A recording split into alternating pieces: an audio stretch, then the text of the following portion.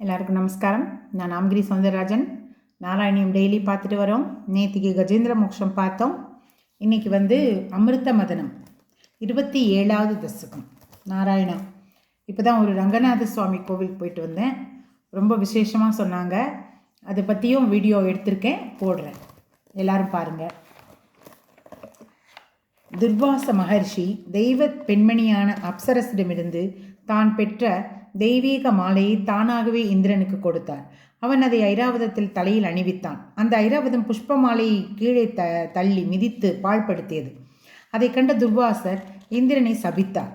தங்களை தவிர மற்ற தேவதைகளின் அம்சத்தில் தோன்றியவர்களுக்கு பெருமை என்பது எது? மோட்சத்தை அளிக்கும் குருவாயிரப்பா, சாபத்தினால் மூப்பினை அடைந்த தேவர்கோன் மற்றும் தேவர்கள் அசுரர்களால் வெற்றி கொள்ளப்பட்டு ஒளி இழந்தவர்களாக பரமசிவன் முதலான எல்லா தேவர்களுடன் பிரம்மாவிடம் சென்று அவரையும் அழைத்து கொண்டு தங்களை வந்தடைந்தார்கள்.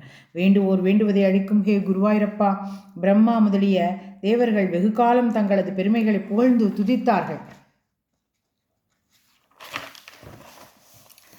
தாங்கள் மிகுந்த ஒளியோடு அவர்கள் முன் தோன்றி, தேவர்களே, அசுரர்களுடன் உடன்பாடு செய்து கொண்டு அமுதத்தை பெற பார்க்கடலை கடையுங்கள் என்று கட்டளையிட்டீர்கள். தேவர்கள் அனைவரும் அசுரர்களுடன் சமாதானம் செய்து கொண்டு மிகுந்த செருக்கோடு மந்திரமலையை மத்தாக எடுத்து வரும் வேளையில் அம்மலை வழியிலேயே நழுவி கீழே விழவே தாங்கள் அம்மலை புல்லரசனான கருடன் மேல் ஓர் இலந்தை பழத்தை போல எளிதாக எடுத்து வைத்து பார்க்கடலில் கொண்டு போய் வைத்தீர்கள் அல்லவா? பிறகு தேவர்களும் அசுரர்களும் வாசுகி என்ற நாகராஜனை கடைவதற்கு கயிறாக கொண்டு சகலவிதமான மூலிகைகளையும் பார்க்கடலில் இட்டு கடையத் தொடங்கினார்.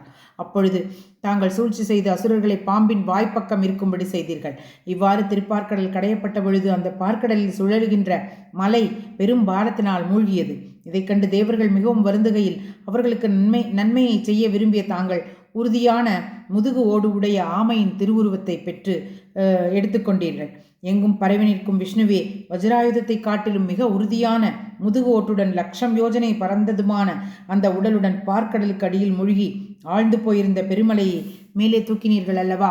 இந்த மந்திரமலை மேலே கிளம்பியதும் அங்கிருந்த எல்லோரும் மிக்க மகிழ்ச்சி கொண்டு வேகமாக கடையத் தொடங்கினார்கள். தாங்கள் தேவர்களிடம் அசுரர்களிடம் வாசுகியிடத்தும் உட்புகுந்து அவர்களுடைய சோர்வை தணித்து வலிமை வளர்த்தீர்கள். மிக்க வேகமாக சுழன்றதால் உயர கிளம்பிய அந்த மலை மேல் தங்களது தாமரை மலர் போன்ற கையை வைத்து அழுத்தியதும் ஆகாயத்திலிருந்து பிரம்மா, சிவன் முதலியோர் மகிழ்ச்சியால் மெய்மறந்து மலர் மாறி பொழிந்தனர்.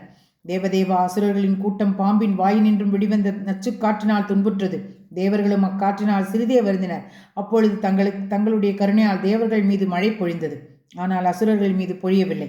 அஞ்சி ஓடும் திமிங்கலங்களும் முதலைகளும் செரித்த உடல் நெடுங்காலம் கடையப்படும் எவ்வித மாறுதலும் இன்றி இருந்தது.